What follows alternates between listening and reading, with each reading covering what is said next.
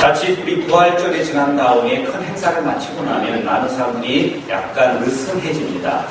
약간 신앙적으로 좀 나태해질 수가 있는데 그 느슨한 틈을 우리가 놓치지 않고 저는 에스라서를 딱 붙잡아서 이걸 10주 동안 총 10장이 되지 않습니까? 에스라서를 10주 동안 부활절 이후에 말씀을 보기로 했습니다. 에스라서가 끝나면 이제 다시 신약성경으로 넘어가서 신약성경에 여기 중요한 하나님이 주시는 이 예수님의 테마, 힘들을 가지고 또 함께 무더운 여름을 이겨나가도록 하겠습니다. 오늘 벌써 에스라서 부활주일 후에 에스라서 7장이니까 벌써 7주가 지냈군요. 오늘이 바로 성령 강림주일입니다.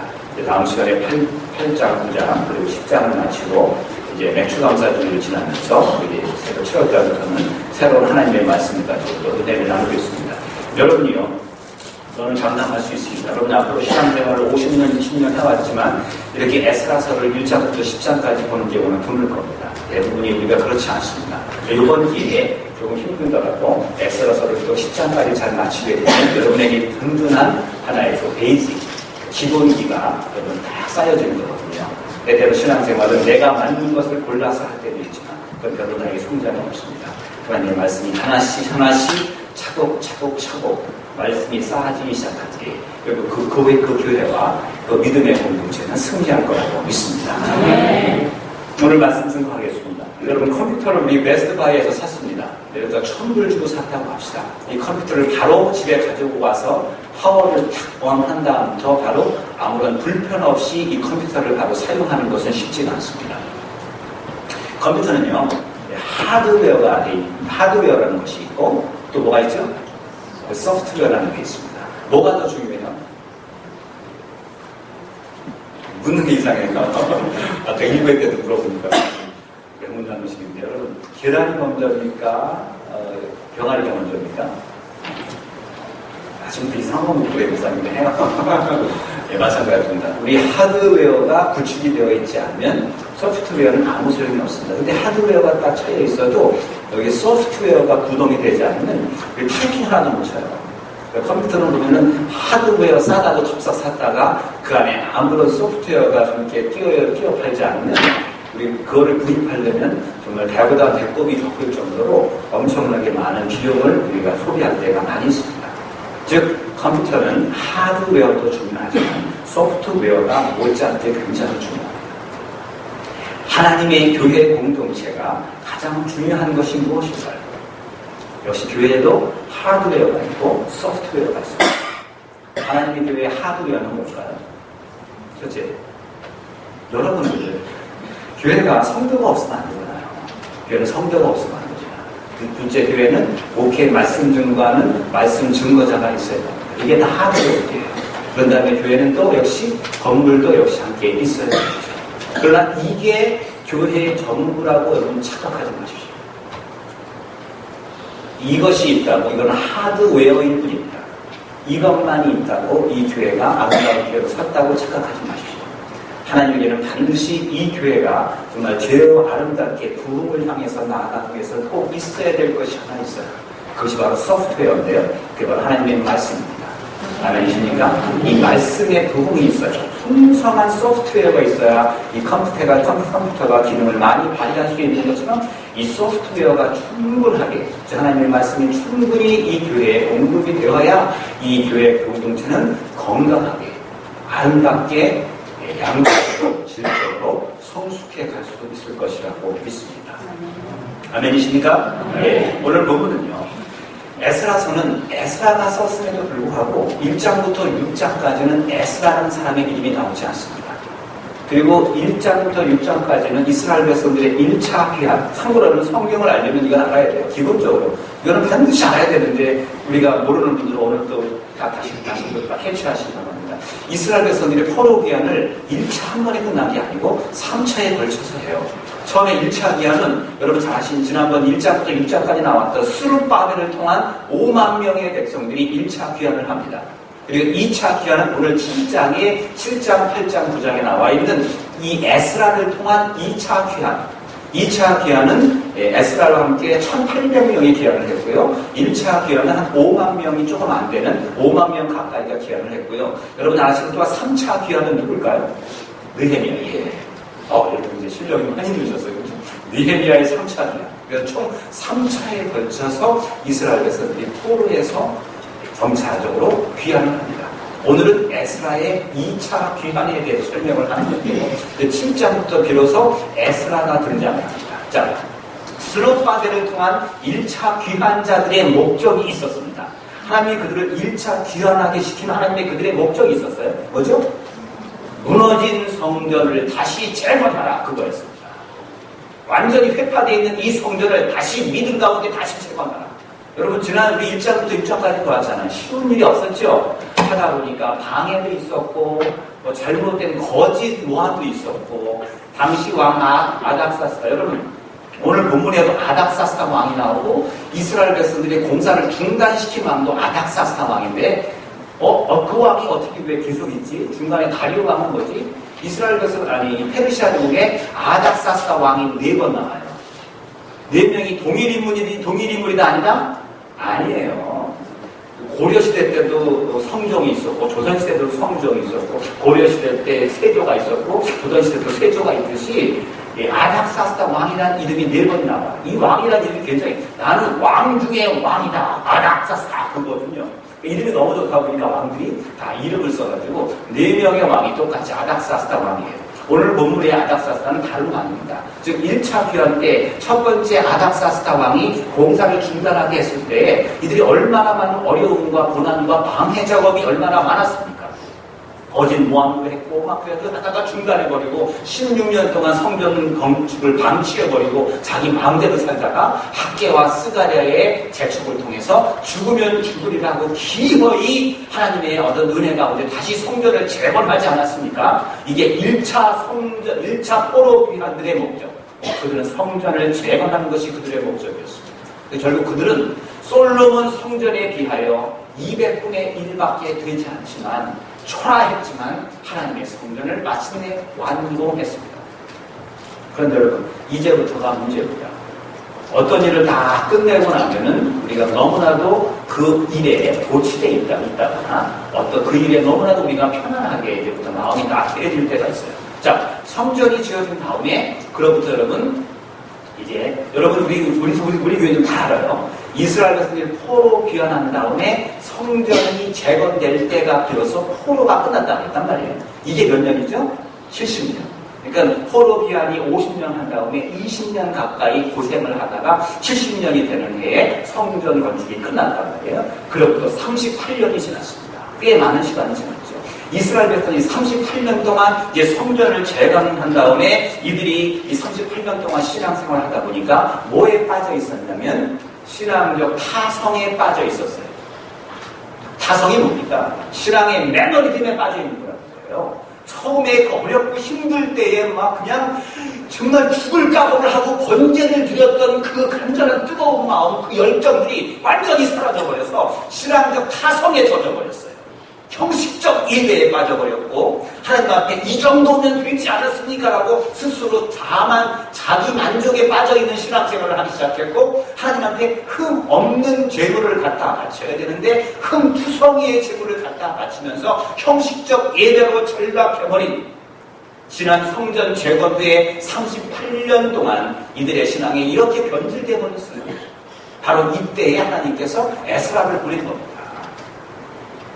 여러분, 우리도 마찬가지 아닐까요? 우리 정말 힘들고 마음이 가난할 때 마음이 가난한 자는 복이 있나니 정말 그때는 교회 와서요 찬송 부를 때 왜 이렇게 눈물이 나? 그죠?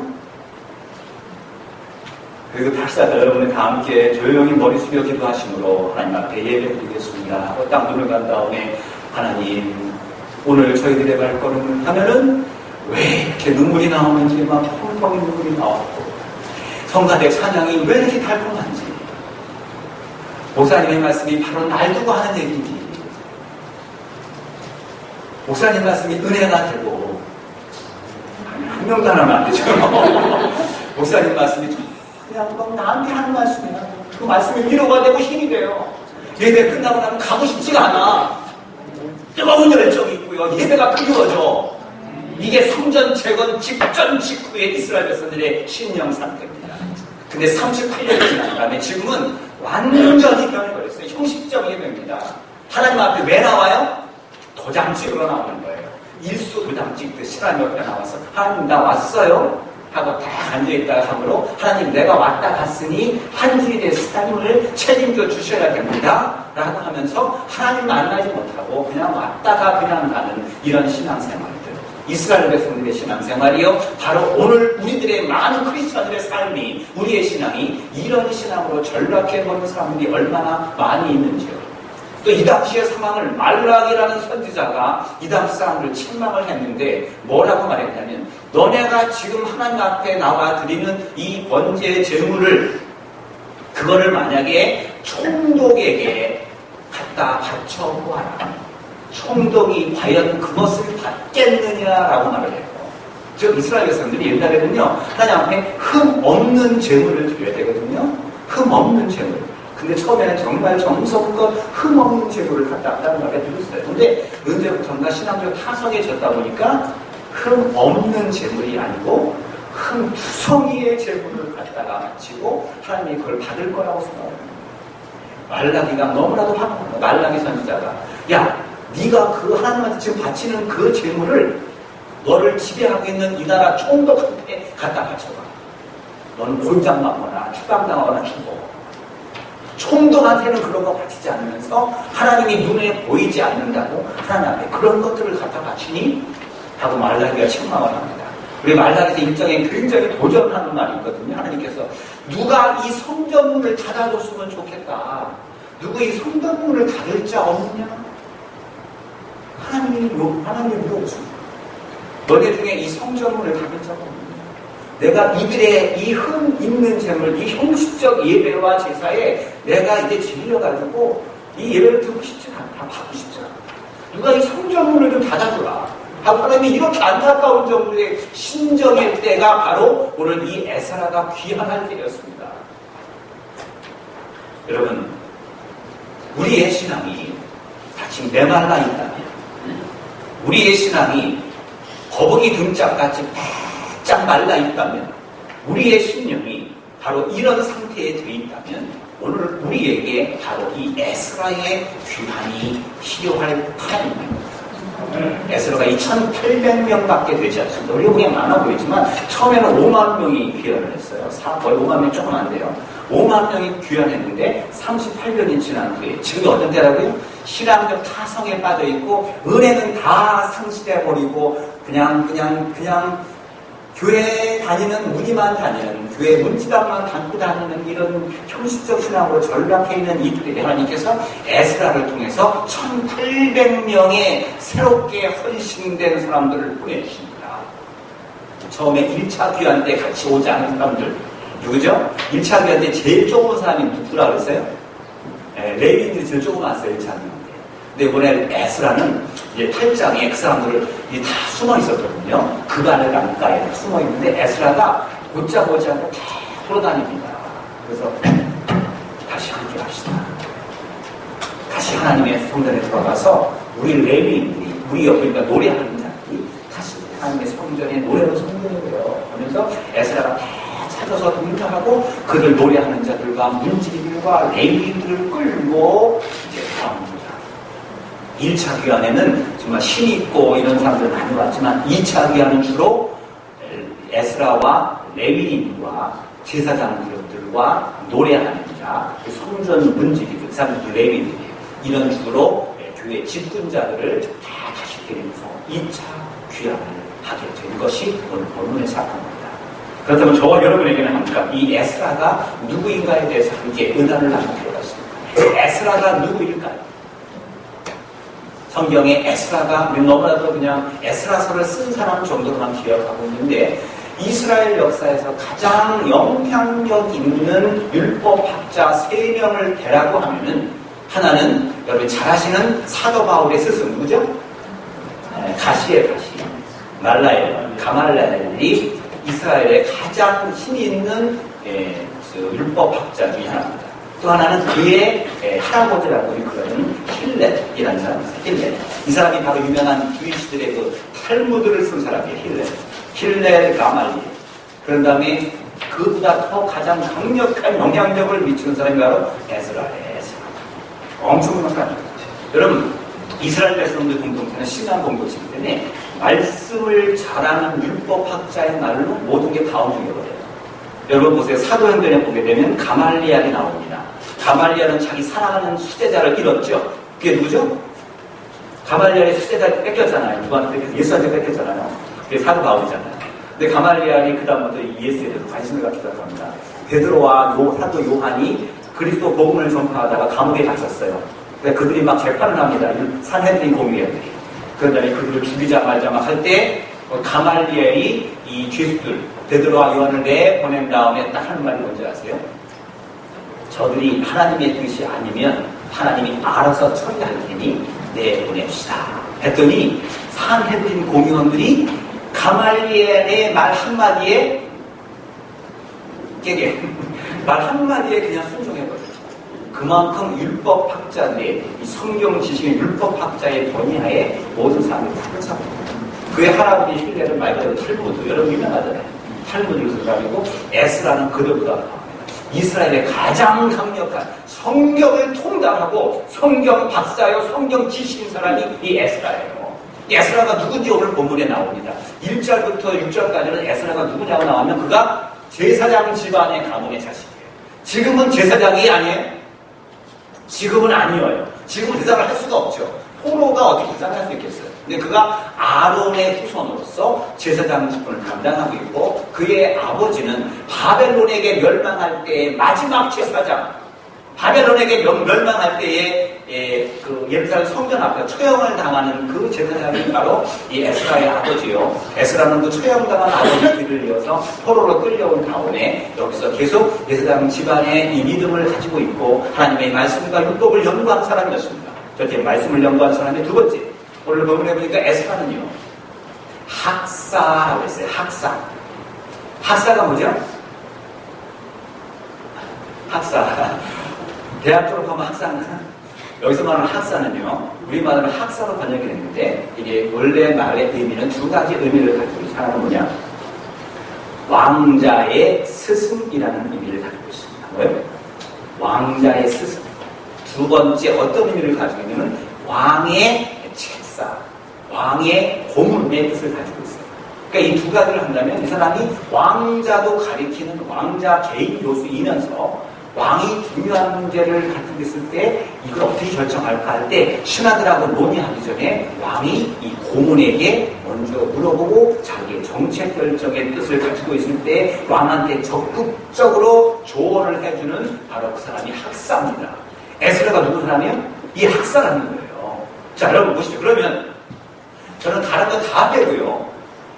왕자의 개인 교수고 왕의 고문이라면은 이 사람은 먹고 살 염려가 있다 없다?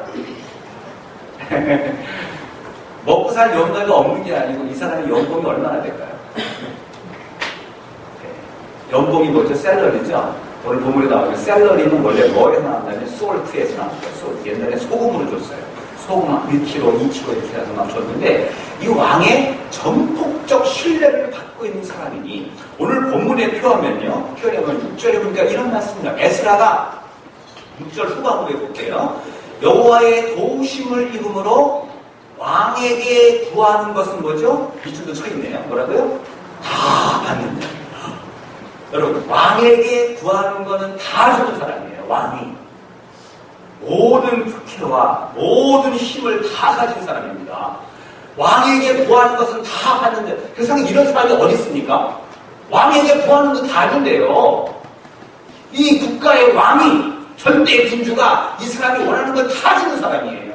그러니까 모든 출세와 모든 걸 다 가진 사람이란 말이에요. 근데 이 사람이요 어느 순간에 자기의 이 모든 특권을 다 내려놓고 자기가 왕에게 이런 요청을 합니다. 왕이시여, 물론 위에도 마찬가지고 내가 고향 땅 예루살렘에 가서 그들에게 합서해서 하나님의 말씀을 증거하기로 이스라엘에게 하나님의 말씀을 가르치기로 제가 결심하였노라 하였습니다라고 왕한테 고백을 합니다. 여러분 보십시오. 느헤미야는 그러니까 스룹바벨 이런 사람들은 가서 하나님의 성전을 재건하고 느헤미야는 성벽을 재건하고 나름대로 노가다 할 계획을 가지고 간 거거든요. 느헤미야는 뭐라 그래요? 자기 가는 이유를 정확히 말해요. 나는 뭐하러 가는 거라고요?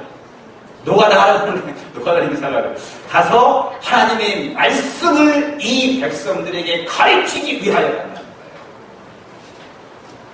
지금 신앙 건축을 한 다음에 성전을 재건한 다음에 신앙적 타성에 빠져있고 말씀이 뭔지도 모르고 형식적 신앙에 빠져있는 이 백성들을 다시 부활시키기 위하여 부흥시키기 위하여는 하나님의 말씀이 필요하기에 나 에스라는 이 모든 출세를 다 버리고 가서 그들에게 하나님의 말씀을 가르치는 거예요. 말씀의 부흥이 있어야 이 공동체는 살아날 수 있다는 사실을 알았기에 그래서 자기의 모든 세상의 출세를 줬고 하나님을 위해서 귀환합니다. 여러분 참 뉴에이를 보면서 우리 교대로 같지 않아요? 우리는 종종 우리 많은 크리스찬들이요 자신의 세상적 출세를 위해서 하나님을 우리가 잘 이용하잖아요. 종종 이용할 때도 있고 달랠 때도 있고 때로는 하나님한테 막 으름장 놓을 때도 있고요. 어떤 하나님한테 우리가 막 협박할 때도 있고 우리는 우리의 출세와 우리가 무엇을 얻기 위해서 하나님을 이용하거나 하나님한테 으름장을 놓거나 하나님을 막 활용하는 사람들이 많은데 에스라는 우리가 반대예요. 하나님을 위해서 내가 가지고 있는 모든 세상의 출세와 권세와 모든 능력을 다 포기할 줄 아는 사람. 여러분 자신 있습니까? 예수님께서는 나를 따르는 자들을 나중에 다 잃을 수도 있다고 했어요. 우리가 그런 얘기를 했거든요. 다 뺏을 수 있대요. 우리는 예수 믿어서 뭔가를 얻으려고 노력하고 있는 거 아닙니까? 근데 어느 순간 정말 말세지말이 오면은 예수 때문에 많은 것들을 희생을 요구할 때가 있고 예수 때문에 많은 걸 잃을 수도 있어요. 그럼에도 불구하고 나는 이 예수를 떠나지 않고 예수를 등지지 않고 끝까지 예수를 따를 수 있는 믿음의 결단이 있으십니까? 네. 이런 사람들이 바로 그리스도인입니다. 진정한 리얼 크리스찬이 바로 이런 모습이에요. 오늘 에스라가 세상의 모든 출세를 쳤고 이렇게 고향 땅으로 귀환하는 이 에스라의 이 귀한 결단을 보십시오. 자, 그런데요. 에스라가 이제 귀환할 때에 물론 첫 번째 1차 귀환자들은 역시 많은 것들을 얻고 갔습니다. 근데 오늘 에스라는요, 불과 1,800명 밖에 되지 않는 사람을 끌고 가는데, 앞에 5만 명이 갈 때보다 3배 이상의 왕의 특혜를 받아갑니다. 5만 명이 갈 때에, 만약에 떡을 5만 개 줬다고 해봐요. 그러면 한 사람도 하나씩밖에 안 된단 말이에요. 1,800명이 갔으면 1,800개만 주는데 몇 개 줬다는 거예요? 15만 개를 줬다는 거예요. 더 작은 인원이 감에도 불구하고 더 엄청난 축복을 막 부어주는데 얼마나 많은 축복을 부어줬냐면요. 우리 22절 말씀에 보면 왕이 그에게 뭐를 줬는지가 나옵니다. 을을요 100달란트까지예요. 1달란트가 2kg, 3kg 그러는데 100달란트는 300kg, 3000kg. 예, 아까 인도에 대해 제가 300kg 했더니 어느 분이 목사님 300kg 아닙니다. 정확히 들었더라고요. 맞습니다. 3000kg입니다. 은 3톤. 여러분 주로 은 하면 3톤 하니까 여러분 중에서 씩 얻는 분이 있거든요. 아, 목사님이 3톤이 한국말로 3돈, 세 돈이구만. 3돈, 3톤. 아, 영어로 톤이고 한국말로 돈이구만. 세 돈짜리 은반지가 아니고요. 얼마라고요? 세 톤이라고요. 세 톤. 여러분 차가 3톤이 안 돼요. 은을 3톤을 주는 거예요. 밀은 100고루. 이게 3만 석. 하여튼 뭐 저런 거 하여튼 엄청나요. 포도주는 100반. 100밭. 밭이라는 것이 뭐냐면 포도주가 3만 리터가 넘는 거거든요. 아니 이렇게 왜 이렇게 많이 줘요? 그리고 기름도 100박. 기름을 3만. 이 당시에 기름은요, 부의 상징이란 말이에요. 그 사렙다 과부가 뭡니까? 그 기름을 부음으로 먹고 살았잖아요. 하나님 기름을 넘치게 만들고. 기름이 다 재산이라는 거예요. 그리고 소금은 정수 없이 하라. 소금은 샐러리거든요. 그 다음에 소금을 줍니다. 하루 일당이 얼마예요? 100불이에요? 소금 요만큼씩 줘야지. 일당 이렇게 샐러리. 샐러리. 근데 소금은 왜? 정수 없이 하라고 하는 거예요. 무한 정수라는 거예요. 무한 정수라고. 싹 묻는 분도 있고, 나 관심 없는 얘기니까 그냥 넘어가세요. 무한정 부어주시는 거예요, 무한정. 누가요? 아닥사스다 왕이. 나중에 그 에스라를 고백하는데 하나님이 해줬다는 거예요. 그럼 여러분, 이 아닥사스다 왕이 누구길래 이렇게 전폭적으로 치고나는 거. 앞에 스룹바벨의 지원하고는 비교할 수 없을 정도로 엄청나게 주는 거예요, 지금. 또 이따가 보겠지만요, 또 뭘 주냐면은 에스라를 그냥 보낸 게 아니고 에스라와 함께 했던 제사장들, 요번에 같이 다 데리고 가잖아요. 레위인들, 노래하는 자들, 문지기들. 희한하게 첫 번째 온 사람들에게 혜택을 줘야 되는데 첫 번째 온 사람들이 혜택이 없어. 근데 두 번째 마지못해 에스라를 통해 설득당해 끌려온 사람들. 첫 번째 온 사람이 더 고귀해요? 두 번째 온 사람이 더 고귀할까요? 첫 번째 온 사람이. 근데 왕은요, 첫 번째 온 사람들은 아무런 특혜를 안 주는데 두 번째 끌려온 사람들, 마지못해 끌려온 사람들에게 어떤 특혜를 주자면 모든 면세 특권을 줍니다. 텍스 안 내도 된대. 세금 받으면 이것 띄고 저것 띄고 다 되죠? 텍스 안 내도 된대. 그리고 모든 유틸리티 비용 하나도 안 내도 된대. 받은 샐러리가 바로 그대로 내 어카운트에 그대로 들어갑니다. 이런 특혜를 주고 또 에스라한테 뭐를 주냐면요. 어떤 특혜를 주냐면은 재판권을 줘요. 재판권이 뭐라냐면은 사람들이 잘못했을 때 에스라가 너 귀한가? 그럼 귀한 가야 되고 곤장 10대 그럼 곤장 10대를 치고요. 죽여! 그러면 사형까지 시킬 수 있는 심지어는 유사들 즉 총독들이나 관리들도 잘못을 하면 누구한테 와서 재판을 받는다? 에스라 앞에 와서 재판을 받는다. 아니 아닥사스다 왕이 에스라하고 무슨 커넥션이 있길래 이렇게 엄청난 특혜를 줄까요? 뭐 받은 게 있나? 왜 이렇게 특혜를 줄까요? 이 아닥사스다 왕이 누군가에 대해서 저와 여러분들 오늘 발견해야 합니다. 성경에 나와 있지 않습니다. 그러나 성경 배경에는 반드시 필요합니다. 어느 교회도 가르쳐주지 않습니다. 어느 교회만? 우리 교회만요. 예. 아닥사스다 왕의 아버지가 누구냐? 아하수에로 왕입니다. 아하수에로가 누구죠? 에스더의 남편. 예. 에스더의 남편이 아하수에로 왕이요. 아하수에로 왕의 아들이 아닥사스다 왕이라고 하면 에스더와 아닥사스다의 관계는 어떤 관계일까요? 일부에게 물어보니까 아무도 몰라. 고모인가? 이모인가? 이러고 있어. 아, 참, 왜 이렇게 천수가 약해요? 그렇게 몰라요? 아하수에로의 아내가 에스더요. 아하수에로의 아들이 아닥사스다니까 누구니까 아무도 몰라. 그건 알죠? 누구예요? 엄마. 아, 근데 틀렸습니다. 엄마는 맞아요. 근데 에스더가 낳은 아들은 아니에요. 즉, 여러분 에스더를 아하수에로 왕이 에스더를 왕비로 뽑을 때에 그 전에 왕비가 있었어요. 그 왕비 이름이 와시를 시작하는 사람인데 와스비. 와사비가 아닙니다. 그거 먹으면 매워지는데요. 와사비 말고 와스비라는 그 부인이 있었는데 이 여자가 콧대가 보통 생기야. 왕한테 바가지 긁고 막 왕을 막 쫓겨주다가 나중에 신하들을 하고 왕한테 미움받아가지고 와스비가 쫓겨납니다. 근데 그때 와스비의 아들이 3살이었어요. 그때 이제 와스비는 쫓겨나고 왕대랑 왕국에 남아있죠. 새로운 부인을 얻은 게 에스더예요. 즉 에스더가 이 아들의 왕자의 이제 새어머니가 된 거죠. 그래요. 그로부터 여러분 14년이 지났는데, 즉 에스더와 아하수에로 왕가의 달콤한 1월 기간은 14년이었습니다. 여러분은 14년까지도 안 가죠. 14년 동안 살다가 이 아하수에로 왕이 뭐냐면 독극물로 해서 암살을 당해요. 그가 11살 때에. 그 암살을 당하고, 그 후에 이제 에스더도 역사 속에 사라져버립니다. 왕이 돌아가신 뭐 사모님이 별궁에 가 계시게, 사모님이 왕비님이 별궁에 가 계시게. 그런 다음에 17살 된 아들 아닥사스다가 아버지가 암살된 후에 아버지의 정적을 숙청하고 왕이 됩니다. 17살에. 그러면 이가 자기 어머니 에스더와 함께 새어머니 몇 년을 살았어요? 14년을 같이 살았어요.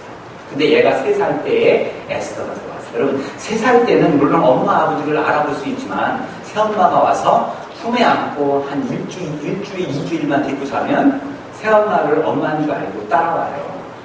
한 3살짜리 아이들은 크면 모르겠지만 새엄마를 자기 엄마처럼 알고 지내왔습니다. 그러면 에스더가 이 아닥사스다 아들을 안고 자면서 무슨 얘기했을까요? 호랑이 얘기했을까요? 네? 산신령 얘기했을까요? 무슨 얘기했을까요? 예, 여러분들 생각하면 여러분 자녀 배울 때 뭔 얘기예요? 성경 얘기해줘야죠. 전혀 안 하시는 거 같죠? 성경 얘기해주면 가르쳐줘요. 그리고는 이 당시에 페르시아의 궁중 관습에 의하면 이 왕자의 스승은 아버지 왕이 지명하는 것이 아니고 왕비가 지명하게 돼 있어요.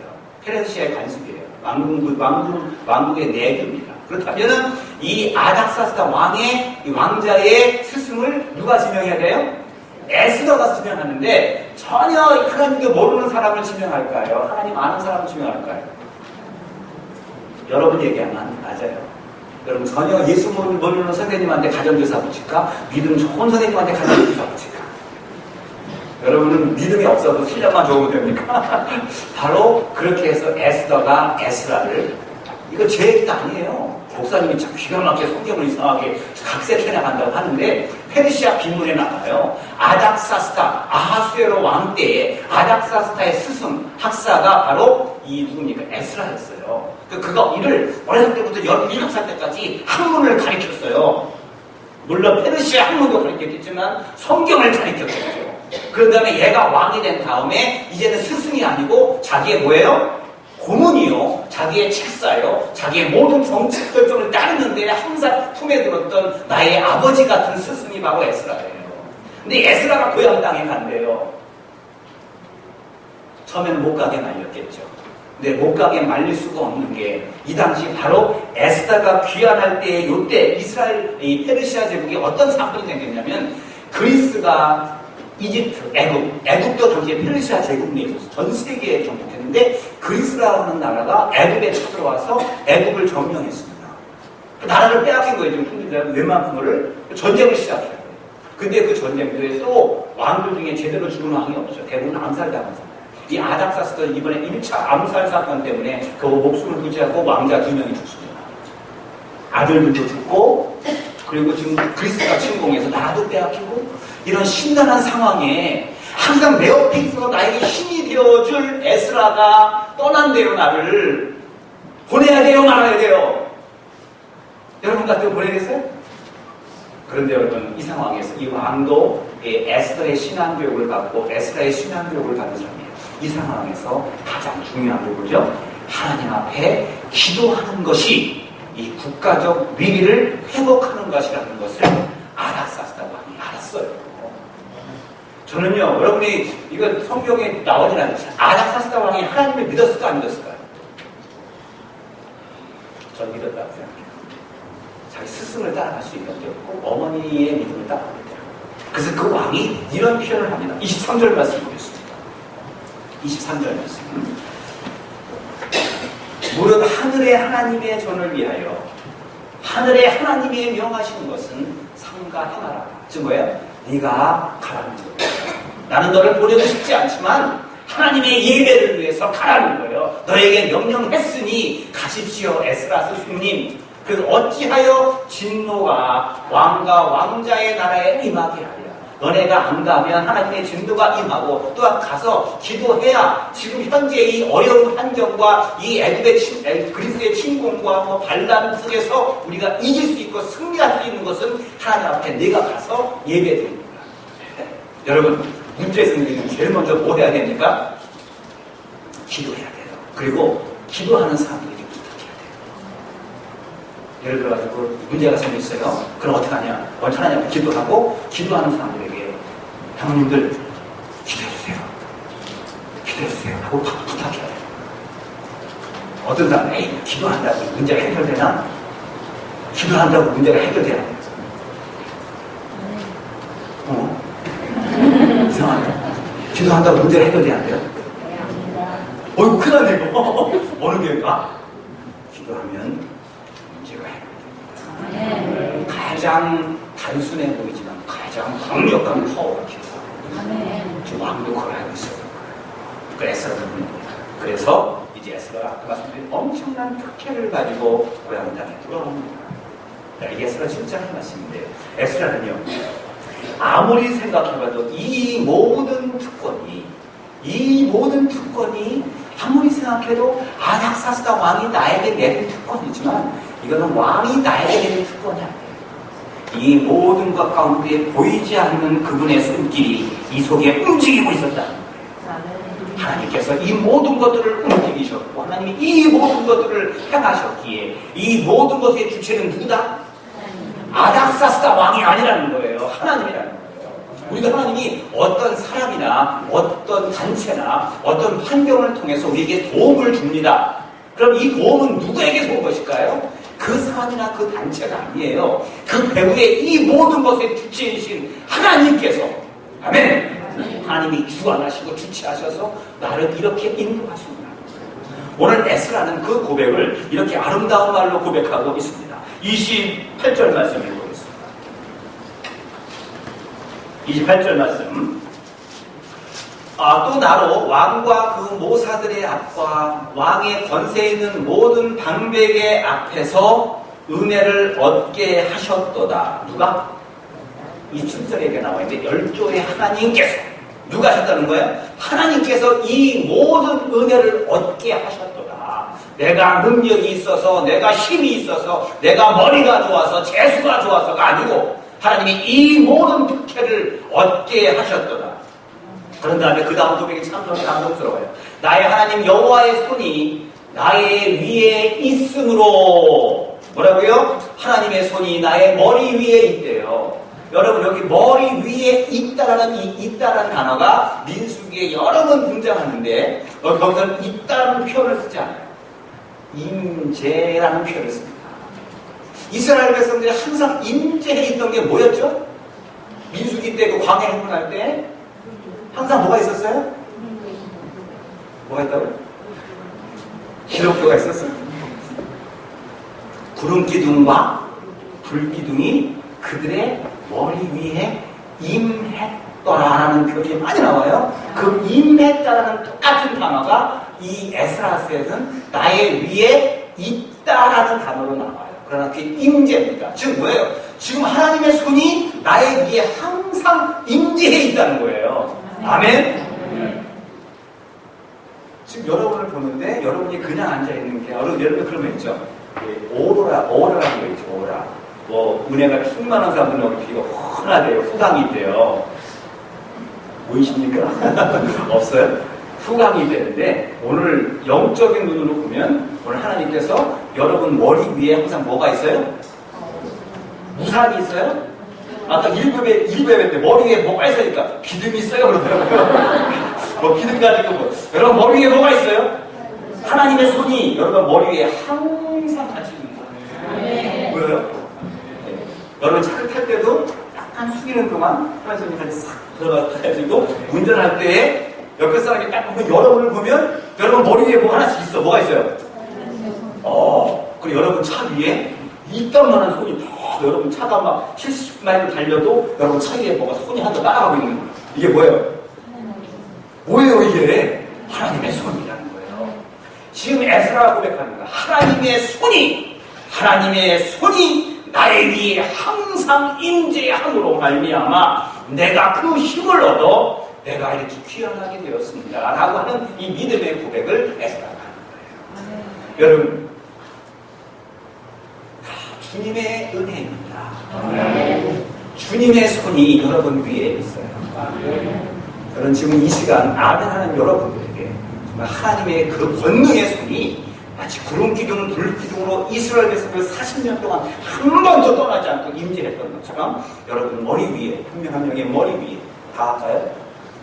뒤에 하나님의 손이 여러분에게 항상 위에 있으므로 임재함으로 말미암아 하나님이 지키시고 보호하시는 게 다 한 것 같아요. 이런 하니까 하나님이 지키시고 보호하시는 하나님의 능력의 백성들로 여러분 서갈 줄 믿습니다. 에스라는 이 확신을 가지고 은혜 가운데 와서 에스라는요 희한한 게 딴 거 걱정할 필요가 없습니다. 스룹바벨과 여호수아는 무슨 걱정이죠? 와서 적들의 방해와 공격과 성전 재건과 성전 건축과 삽괴이, 호미, 복귀, 공부 관리하느라고 노가다 하느라고 고생이 많았어요. 근데 그 많은 바탕화에서 하나님께서 에스라를 통해서 보낸 것, 에스라 너는 딴 거 필요 없어. 너는 뭐 해야 돼? 하나님 말씀을 준비해야 돼. 여러분 우리가 종종 이걸 이해하고 그러세요. 여러분 절대 오해가 없는 건 아닙니다. 목사님이 노가다를 잘하는 목사님이 좋을까요? 말씀을 더 많이 준비하는 게 좋을까요? 근데 솔직히 우리들은 목사님이 가서 파이브가 붙이고 멋있게 삽질하면 그 목사님 괜히 멋있어. 그죠? 걔도 멋있어 보이죠? 근데 물론 목사님이 하지 말라는 건 아니에요. 그런데 이 에스라와 같이 말씀 맡은 자들은 뭐에 전념해야 되느냐? 하나님 말씀에 전념해야 돼요. 교회가 이제 우리 교회, 저와 여러분들이 하나님이 가장 필요한 게 뭔지 아십니까? 하나님의 소프트웨어, 하나님의 말씀이 우리에게 심어져요. 말씀이 심어지는 거 하루아침에 내는 컴퓨터에다가 탁 찍는 다음에 다운로드 하시되 얼마나 좋아요. 2년, 3년, 5년, 7년, 10년이 걸릴 수 있어요. 그러나 조금씩 이 말씀의 바탕 위에 서는 거. 처음에는 힘들어요. 지겨워요. 때때로 막 그냥 안 하고 싶어요. 새벽 예배 같은 데는 한 대씩 꼬박꼬박 하거든요. 지겨울 때가 있어요.